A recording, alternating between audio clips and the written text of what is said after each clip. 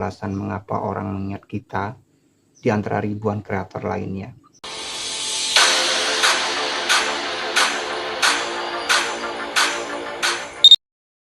Baik teman-teman yang saya cintai, setelah kita bahas konsistensi di video sebelumnya, maka di video ini saya akan bahas personal branding.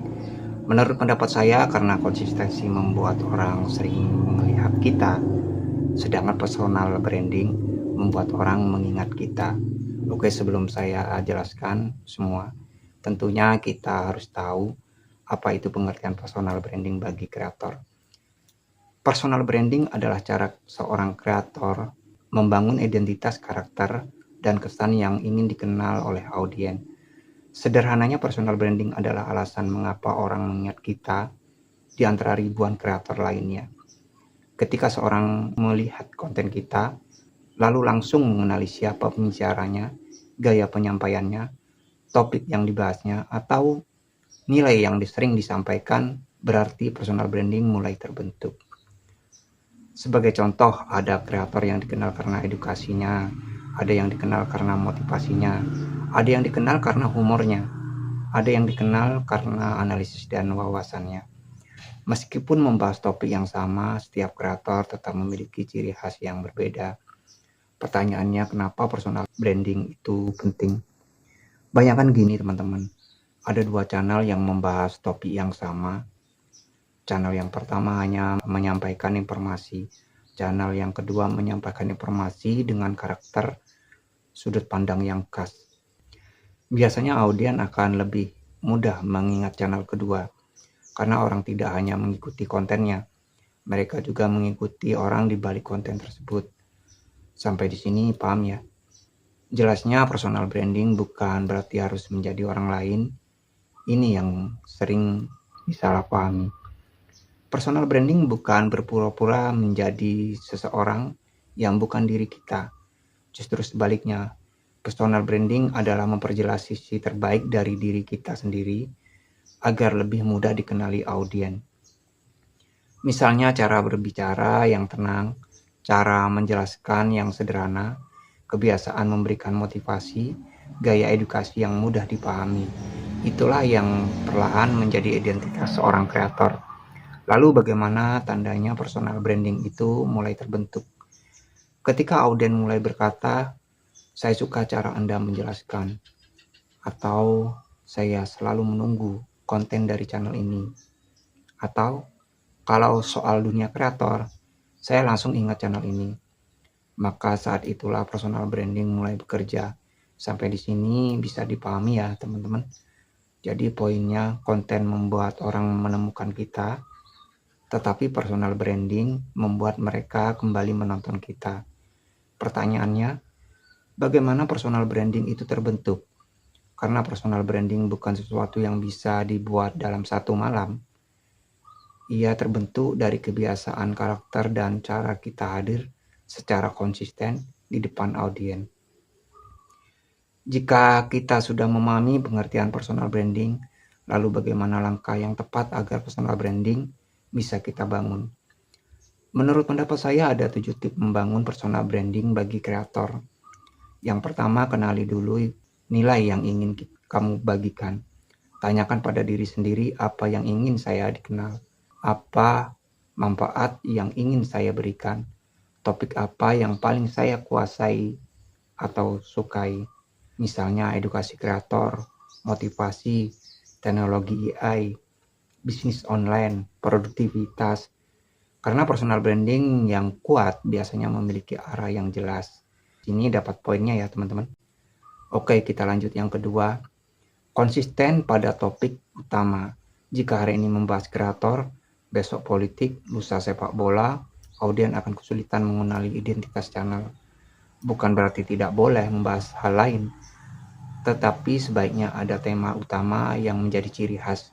Misalnya channelmu membantu kreator memahami dunia konten, monetisasi, algoritma, dan pengembangan diri.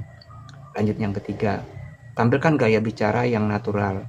Jangan terlalu sibuk meniru kreator lain, karena yang dicari audiens adalah keaslian. Kalau memang gaya bicaramu tenang dan santai, pertahankan. Kalau suka menjelaskan secara detail, justru itu ciri khas. Keunikan sering lahir dari hal-hal sederhana yang dilakukan berulang kali. Next, yang keempat, bagikan pengalaman pribadi. Ini salah satu cara tercepat membangun personal branding. Contoh, dulu saya pernah juga kecewa karena views turun, atau saya pernah bingung mencari ide konten setiap hari. Pengalaman pribadi membuat audiens merasa lebih dekat karena mereka melihat manusia nyata di balik konten. Bisa dipahami ya, teman-teman? Baik, lanjut ke yang kelima. Miliki pesan yang sering diulang. Kreator besar biasanya punya pesan khas, misalnya pada channelmu, fokus pada proses, jangan terlalu mengejar viral, bangun konten yang bernilai, konsistensi lebih penting daripada bakat. Ketika pesan ini sering muncul, audiens akan mulai mengaitkannya dengan dirimu. Oke, kita lanjut yang keenam, bangun interaksi dengan audiens. Personal branding tidak hanya dibangun saat berbicara, tapi juga saat membalas komentar, menjawab pertanyaan, menghargai audiens karena orang lebih mudah mengingat kreator yang terasa dekat. Dan terakhir yang ketujuh, bersabar. Karena branding dibangun oleh waktu. Banyak kreator ingin langsung dikenal dalam beberapa minggu. Padahal personal branding biasanya terbentuk setelah puluhan video, ratusan video, bahkan bertahun-tahun konsisten. Karena branding adalah hasil dari apa yang audiens lihat berulang kali. Jadi dari penjelasan ini kesimpulannya, jika konsisten membuat orang menemukan konten kita, maka personal branding membuat orang mengingat dan kembali ke konten kita.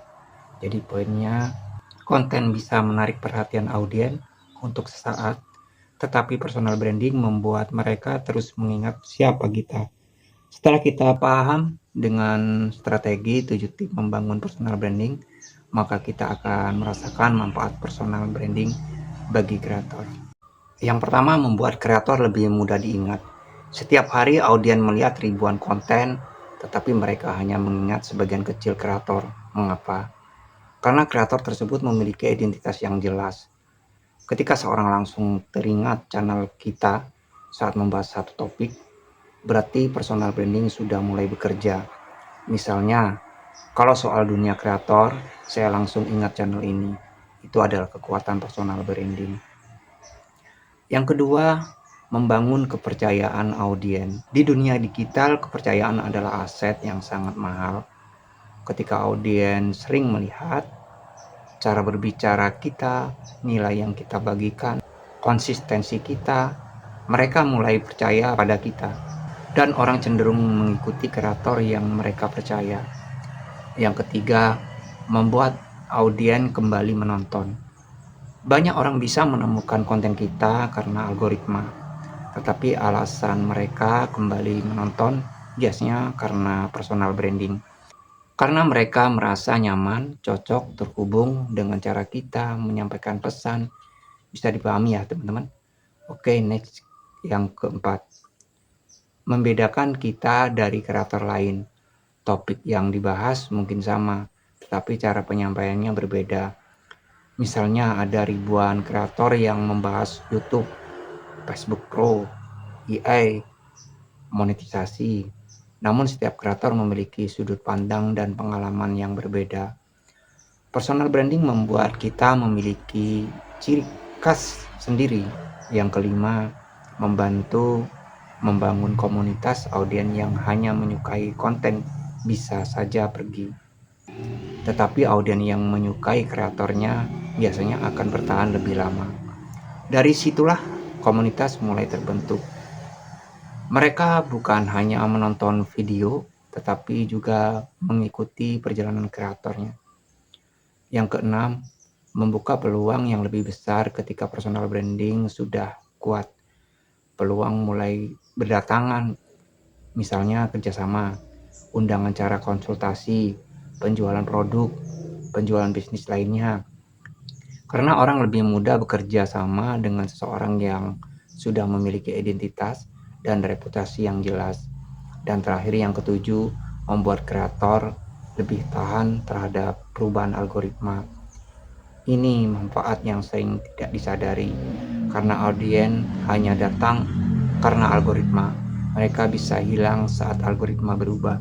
Tetapi jika audiens datang karena mengenal dan percaya kepada kreatornya, maka cenderung tetap mengikuti kemanapun kreator itu berkembang.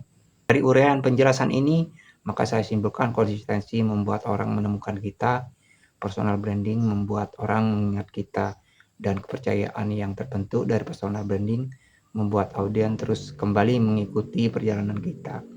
Konten yang bagus bisa menarik perhatian audiens, tapi personal branding yang kuat membangun audiens tetap bertahan bersama kita. Sampai di sini paham ya teman-teman? Bila ada yang belum paham, silakan tanyakan, atau mungkin ada pendapat lain dari kalian, silakan tuangkan di kolom komentar. Dan jangan lupa ikuti channel ini untuk mengetahui video berikutnya. Bila bermanfaat, silakan share ke teman kalian. Sampai jumpa. Bye.